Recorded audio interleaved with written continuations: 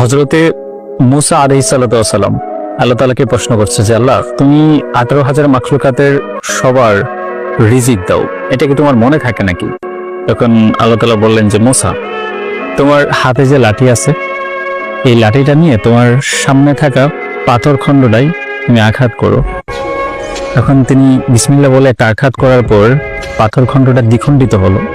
আল্লাহ তাআলা এভাবে 3 বার আরো বললেন এবং চতুর্থবারের মাথায় মূসাকে আল্লাহ তাআলা বললো যে মূসা, এবার দেখো ছোট্ট একটা পোকা বের হয়েছে এবং তুমি একটু কান দিয়ে শুনো পোকাটা কি বলে।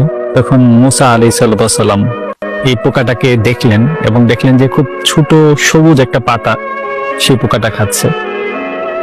আল্লাহ তাআলা আবারও বললেন যে দেখো শুনো সে কি বলতে চায়। তখন সেই পোকাটা বলতেছে যে আমার পবিত্র মহান সেই সত্তার প্রশংসা করছি যিনি আমাকে ভুলে যান নাই।